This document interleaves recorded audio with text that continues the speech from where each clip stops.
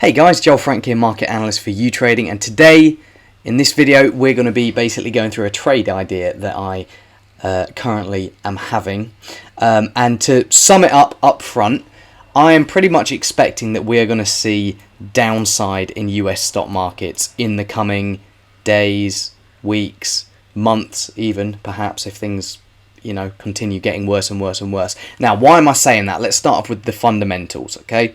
So yesterday we had the US Consumer Price Index data for June released, and it showed that price pressures in the US in June were significantly higher than expected. I think the headline index hit 9.1% year over year, which is a new four-decade high after a four-decade high in May of 8.6%. Another jump. The month-over-month metric was also higher than expected, 1.3% gain in prices on the month. I mean, that's massive. In 1 month, prices going up 1.3%. And then even the core price pressure indices, they were also stronger than expected as well. Now, this has boosted expectations that the Fed is going to, instead of doing a 75 basis point rate hike at the end of this month, they're actually going to do a 100 basis point rate hike. Okay, so markets upping their Fed tightening bets basically, and it's not just for July. We're also talking about bigger rate hikes potentially in September, in Q4 of this year, and in 2023. Faster rate hikes and ultimately higher interest rates for longer is what we're talking about at the moment, because US price pressures continue to surprise to the upside, and this is creating a very, very toxic environment for risk assets. Now you can see here, this is a CFD for the S&P 500. It pretty much just follows the S&P 500 index futures. You can see it's nearly down 1%, and I'm recording this at 9:40 British summertime, so we're talking pre-market trade here on Thursday. We're now on course for 4 days in the red for US stock markets, and yeah, like I say, it's creating a very, very toxic environment for stocks, because this high inflation is meaning that the Fed is going to have to tighten policy very aggressively at a time when the economy is slowing. Okay, we've got, the last couple of weeks, we've had loads of people predicting that there's going to be a recession in the US.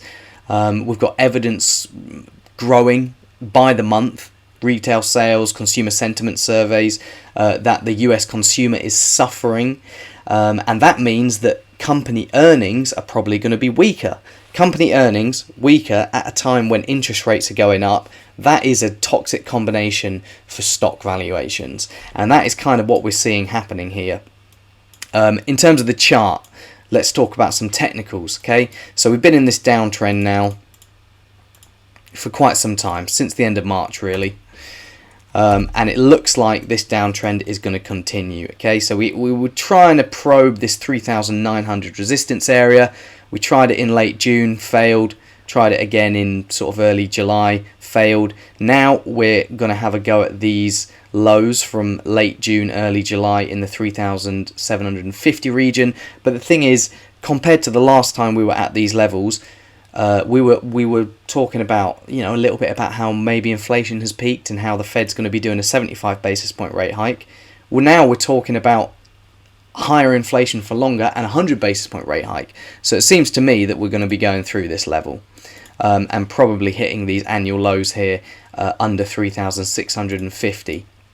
Now, the sort of trade I'd be looking at for this situation is not so much to be trying to sell right now on the way down, but it would be more a case of letting things play out for a couple of days, letting the drop happen, and then allowing the retracement higher to happen, and then either selling when we retest annual lows, or even better, if we could get back up to this sort of area and test the top of this trend line, that is when you'd want to be adding to those shorts again. Okay, but if you do want to get aggressive with it and trade this drop here,